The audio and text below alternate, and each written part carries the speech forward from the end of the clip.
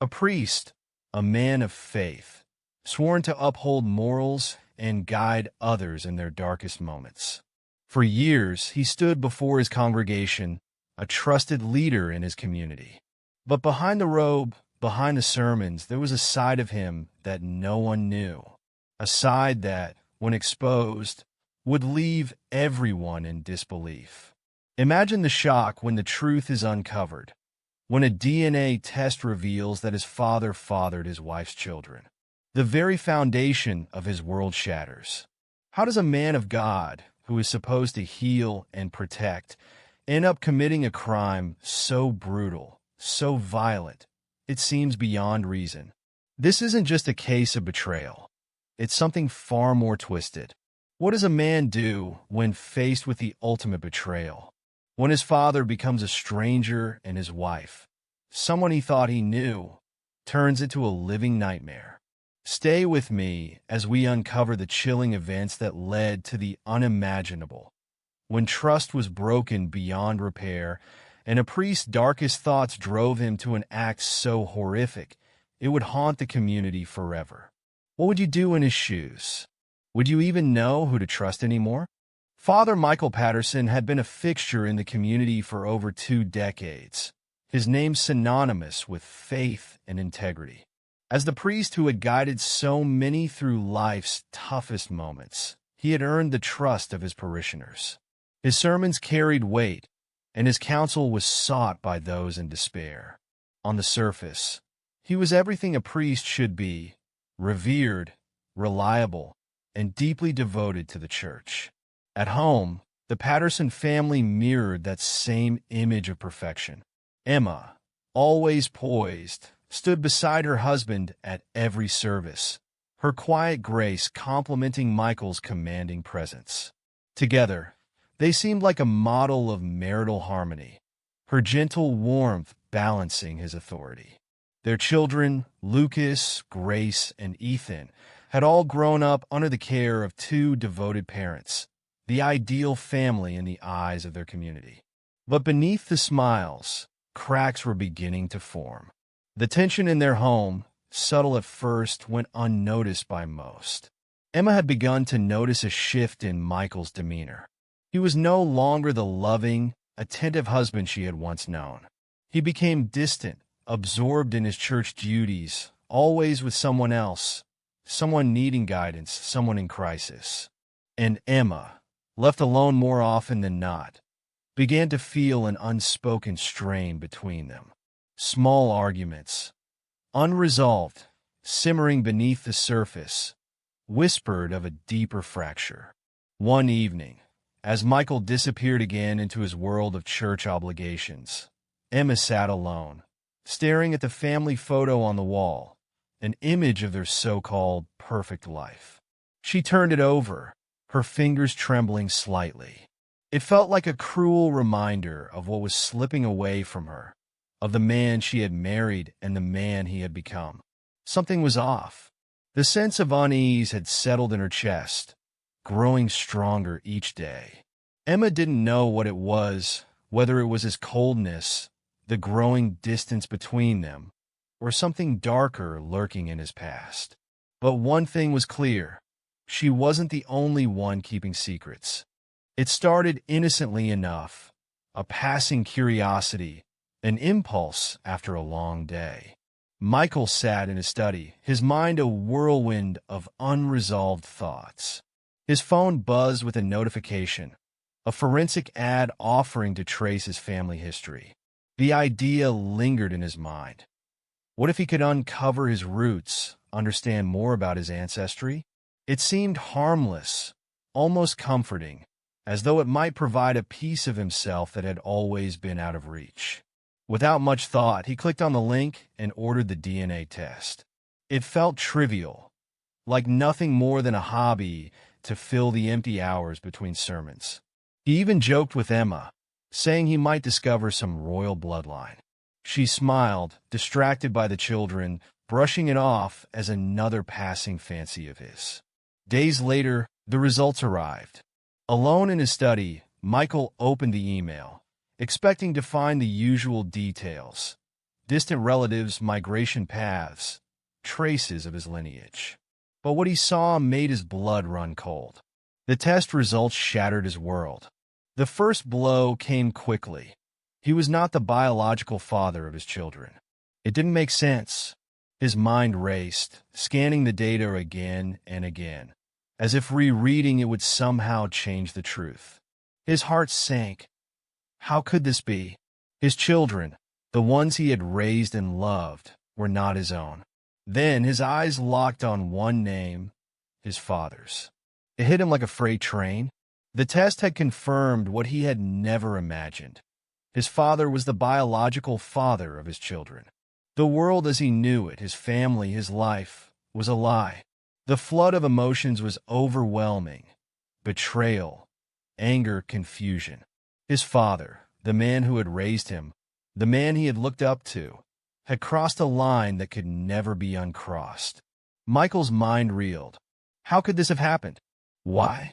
The weight of the revelation was crushing. But instead of confronting it, instead of speaking to Emma, Michael buried the truth deep inside, letting the shock turn into something darker, a dangerous seed of rage and hatred. When Emma arrived home, she found him sitting in the study, his body tense, his gaze locked on the phone screen. No greeting, no warmth in his eyes. "Michael?" she asked, her voice hesitant.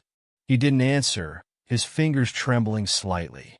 Emma stepped closer, her stomach twisting as she saw the DNA results on the screen. She didn't need to ask. She already knew. The truth had come crashing down, and she had known, even before Michael had uncovered it, that this moment was inevitable. Her first feeling wasn't disbelief. It was guilt. Guilt for the years of secrets. Guilt for the affair with Michael's father that she had tried to bury. "How long, Emma? How long did this go on?" His voice was cold, flat, as if every ounce of trust between them had drained away in an instant. Her heart sank. This was the moment she had feared, the moment the truth could no longer be hidden. She stammered, her voice weak. I never wanted it to happen this way, Michael. It was a mistake I can't undo." His words cut through her. "You lied to me. You lied to our family." The room fell heavy with silence, the weight of his words suffocating. Emma wanted to explain, to tell him that it had been a moment of weakness, but there were no words that could repair the damage now. Michael stood, his body stiff with anger. "I don't know if I can ever forgive you," he whispered. The words hung in the air like a death sentence. He turned and walked out, leaving Emma standing alone, her guilt consuming her. As the days passed, Michael could feel the walls closing in. Each morning, the weight of the revelation pressed harder against him, suffocating his every thought. The DNA test results replayed relentlessly in his mind. Every glance at his children felt foreign, an image he couldn't trust anymore. His thoughts were no longer clear, constantly clouded by the fact that his life, his family, had been built on a lie. At first, the anger was slow, a brief flicker that grew with every passing moment. But it wasn't just anger. It was a gnawing bitterness that twisted in his chest, growing with every smile from his children, every word from Emma. They felt distant like strangers. Every interaction with them now reminded him of his father's betrayal. The worst part was seeing his father in every corner of his life. It wasn't just the affair. It was the betrayal of the very family he had nurtured. His father's blood coursed through his children, and every tender moment became suffocating. He couldn't escape it. His thoughts spiraled, relentlessly circling back to the question, how could this have happened? The more he thought about it, the more it consumed him. At night, lying awake in the dark, Michael could no longer separate his memories from the reality of what he had learned. His family was no longer his own. Everything had been stolen from him, piece by piece. But it was worse than that. It wasn't just betrayal, it was the loss of control. Emma's presence felt like a burden. Her every word, every glance, seemed to be a reminder of the distance between them. He couldn't trust her anymore, just as he couldn't trust his father. What was left of their marriage? What was left of his life? His anger flared at the smallest thing. He snapped at Emma, at the children, lashing out because, deep down, he couldn't lash out at the source of his pain, his own failure. The house, once a refuge, now felt like a prison. Every room closed in on him. Every space seemed smaller. He could feel the life he had worked for slipping through his fingers, and there was nothing he could do to stop it. Michael's sermons became hollow. The once steady leader of his congregation had become a man lost in his own mind. His words felt distant, even to himself. Parishioners began to notice, whispering among themselves about the change in the man they had once trusted so deeply. Michael, however, was too consumed by his own unraveling to notice. When Michael thought of his father now, it wasn't with respect, it was with contempt. His father had always been a figure in the background, distant and cold. But now Michael realized that this man, who had shaped so much of his life, had always been one step ahead, controlling, manipulating, always watching from the shadows. The anger towards his father grew unbearable. It wasn't just the affair, it was everything. His father had been a figure of authority, a man Michael had tried to please his entire life. But now, Michael saw his father for what he truly was, a man who had never cared for him, never respected him. The anger bubbled over until it was no longer a passing thought. It became a need. He needed to take back control, to right the wrongs that had been done to him. In the stillness of the night, as Michael lay awake with his thoughts, a dark realization began to settle in. I can't fix this. His family, his life was gone. The only way to regain control was to destroy everything that had been taken from him. The idea of revenge started as a fleeting thought, but it quickly solidified. He had no choice. He had to make them pay. The night of the murder seemed ordinary at first. Michael went through his usual routine. Church duties, a family meal, but underneath, a storm was brewing. Every exchange with Emma, every glance at his children, felt wrong. His mind was clouded, consumed by the haunting truth of the DNA test. He tried to maintain his composure, but the weight of it all was suffocating. After dinner, Emma noticed it. Michael's usual warmth had disappeared, replaced by a coldness she couldn't ignore. His words were short, his eyes distant. She asked if something was wrong, but he only gave her a tight smile, one that didn't reach his eyes. I'm fine, he said, his voice unervingly calm. But Emma wasn't fooled. She felt the shift in the air, like a quiet storm waiting to break. The tension was undeniable now. Michael wasn't following his usual routine. He stayed in the living room long after dinner, staring into space, his hands restless. Emma felt a creeping unease, but couldn't put her finger on it. She went about her evening, trying to push the nagging feeling aside. But the room had become too still, too heavy, and she couldn't shake the sense that something was about to happen. When she entered the room, Michael didn't greet her as he normally would. There was a strange detachment in his posture, a stillness that unsettled her. Michael, she asked softly, her voice laced with concern. Not yet, he replied, his voice cool and steady. I need to talk to you about something. Emma took a step forward, instinctively sensing that something was very wrong. Before she could react, Michael's movements were swift and precise. Hidden beneath his coat, the knife had been waiting for this moment. His fingers wrapped around the handle, his grip tightening with each passing second. Everything seemed to slow as he turned toward her. Emma's eyes widened, her body frozen in disbelief. The cold steel sank into her flesh in a single, brutal motion. She gasped, unable to understand what was happening. Her world, once filled with love and laughter, shattered in an instant. Michael stood over her, his breath shallow, his heart pounding. The warmth of the family he had once known seemed like a distant memory. His mind, numb and detached, refused to grasp the full reality of his actions. There was no triumph in the moment, only an emptiness that felt as cold as the blade still in his hand. The silence that followed was suffocating. Michael stared at what he had done, but his mind refused to process it. It was as if the gravity of the moment had not yet settled on him. He could hear nothing, only the rhythmic thumping of his own heartbeat in his ears. In that silence, his mind began to race. What had he lost? What had he just gained? The betrayal, the rage, the confusion. All of it was churning inside him, feeding the darkness that had taken root.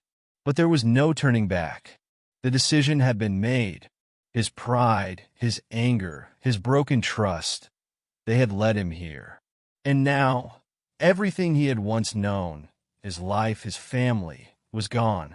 Michael's eyes scanned the lifeless body of the woman he had loved. This wasn't just about betrayal anymore. It was about reclaiming what he had lost, taking control of a world that had slipped through his fingers. The weight of his actions was starting to settle in, but his mind refused to let go of the anger that had fueled him. The man who had once stood at the altar, a figure of faith and compassion, was now lost in his own chaos. His hands, stained with the life of the woman he had vowed to protect, would never be clean again. It wasn't until the following morning that anyone realized something was amiss. The usual morning hum of the neighborhood, birds chirping, the rustle of newspapers, and the bustle of people heading out, was interrupted when a neighbor, noticing Emma's absence from a local gathering, decided to stop by the Patterson home. When no one answered the door, concern began to mount. Emma was never one to miss a social obligation without notice. The neighbor, now growing anxious, contacted local authorities. When the police arrived, they knocked several times, expecting to find Emma busy or caught up in daily routines. But there was no answer. They decided to enter, cautiously. The door creaked open, and an eerie stillness filled the air. Inside, the house was unnervingly quiet. No signs of life, no activity, just a faint chill of the morning air. It wasn't until they reached the living room that they found her. Emma lay motionless on the floor, her body cold, eyes wide with shock, still locked in an expression of disbelief. The scene was immediate and chilling. Fresh blood stained the floor around her, a stark contrast to the otherwise pristine surroundings. But there were no signs of struggle, no overturned furniture, no frantic attempts to flee. It was as though she had been caught off guard, her life taken in a single, decisive moment. Officers quickly assessed the scene. There were no signs of forced entry. Everything was in its place, suggesting the killer was someone Emma knew, someone who had been trusted enough to enter the house without raising suspicion. But why? Was this a crime of passion or something more calculated? As detectives pieced together the details, it became clear this wasn't a random act of violence. The murder had been precise, deliberate, and then a chilling detail surfaced, an overturned family photograph on the floor near Emma's body. The image showed her, Michael, and their children, a painful reminder of everything she had tried to protect. The investigation quickly turned its attention to Michael. His behavior in the days leading up to Emma's death had seemed increasingly erratic, his usual composure replaced by a cold detachment. Interviews with parishioners painted a troubling picture. Michael had been distant, almost aloof. Some recalled him speaking darkly about family secrets, about betrayal, as if preparing for a storm he could no longer control. Detectives began tracking Michael's movements on the night of the murder. His alibi, which initially seemed unshakable, started to show cracks. He had been home, yes, but no one had seen him after a certain hour. Could this be when the crime took place? Still, no direct evidence tied him to the scene. No fingerprints, no weapon. But with every piece of the puzzle, the suspicion surrounding him grew. The priest, once the embodiment of trust and moral guidance, was now at the heart of a murder investigation. Detective Grace Collins, a seasoned investigator, was drawn to this case from the start. There was a weight to it, a tension that hung in the air. As she carefully examined the crime scene, every detail seemed to speak volumes. Emma had been caught off guard. This wasn't a crime of passion. It was calculated, precise. The knife used in the attack hadn't been part of the household's usual kitchenware. Whoever did this had planned it, or at least prepared for it. Collins spoke to people who knew Michael. They mentioned his increasing distance, his strange behavior. He'd spoken to some about betrayal, about broken trust. His words felt like a warning no one had taken seriously. But Detective Collins wasn't convinced it was just about an affair. There was more here, something buried deeper. Was this a man unraveling under the pressure of years of secrecy and guilt? Or was it something more sinister? The pieces were falling into place, but the truth remained elusive. The more the investigation unfolded, the more Collins realized the complexity of the case. This wasn't just a murder. It was a tangled web of lies, broken trust, and a man struggling to hold on to the pieces of his once perfect life. As she sat late in her office, sifting through the evidence, one question continued to gnaw at her. What could have driven a man, once so devoted to faith, to kill his own wife? The timeline was taking shape. The motive seemed clearer, but nothing about this case seemed simple. It was more than a murder. It was the unraveling of a man, a family, and the destruction of everything they had worked to build. The arrest of Father Michael Patterson came as a shock to the community. A man who had been their moral compass, now the center of an unthinkable crime. The arrest wasn't dramatic. No chase, no confrontation. Just a quiet knock on the door early in the morning. Detective Collins had gathered enough evidence. DNA at the scene, Michael's increasingly erratic behavior, and his lack of alibi. But there was something deeper, a sense that Michael had been unraveling for months, and now the inevitable had come. When the police arrived, there was no resistance, no frantic attempts to flee. Michael had known this moment was coming. There was no fight in him. The officers told him he was under arrest for the murder of his wife, and he simply nodded. His face was pale, his eyes vacant, a mixture of disbelief and resignation. He said little, his silence more telling than any words he could have spoken. The community reacted in shock. The man who had been their guide, their counselor, now faced the unimaginable. Some refused to believe it, holding on to the image of the priest they had known. Others felt betrayed, their trust shattered. Michael's reputation, once solid, crumbled as quickly as the home he had built. In the back of the police car, Michael stared out the window, his face a mask of detachment. There was no anger, no sorrow, just a man trapped by the enormity of his actions. He had lost everything, and yet he didn't seem to feel it. At the station, Michael didn't resist. He was processed with quiet acceptance, almost mechanical. When asked for a statement, he simply said, "I did it. I know what I've done. There's nothing more to say." But as the hours wore on, the weight of the murder began to creep in. He requested a moment alone. When the officers returned, they found him sitting in a chair, staring blankly at the wall. His face was pale, his hands trembling.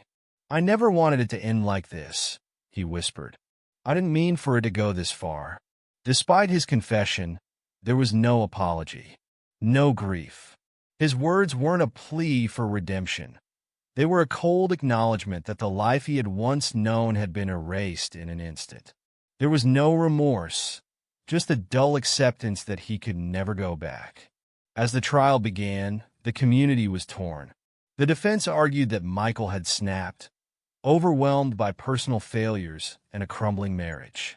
They painted him as a man who had reached his breaking point, a victim of betrayal who had lost control in a moment of rage. The prosecution, however, painted a darker picture. They focused on Michael's growing obsession with control, his sense of entitlement, and the years of emotional neglect he had suffered. This wasn't a crime of passion. It was the result of a simmering resentment that had festered for far too long. Michael's behavior in the courtroom was striking. His face was emotionless, his eyes void of the passion that once defined him. He didn't flinch when the guilty verdict was read. He accepted it as though it were inevitable, a man who had long known his fate. Behind his vacant expression, however, lay something more tragic. For all his devotion to faith, Michael had been consumed by anger, betrayal, and a desperate need for control. The man who had once stood before his congregation, preaching about love and forgiveness, had become someone unrecognizable, a man who had destroyed everything he had built in a blind pursuit of power. As the trial came to an end, the courtroom was filled with silence. The community was left to grapple with the same question that haunted Detective Collins. How could a man of faith, sworn to protect his family, commit such a brutal act? The answer, it seemed, would remain as elusive as ever. In the days following Michael Patterson's arrest, the community was shaken to its core. The priest they had once trusted with their deepest secrets was now the center of a brutal murder investigation. Shock turned to disbelief, and disbelief to anger. For Michael's children, the truth was devastating.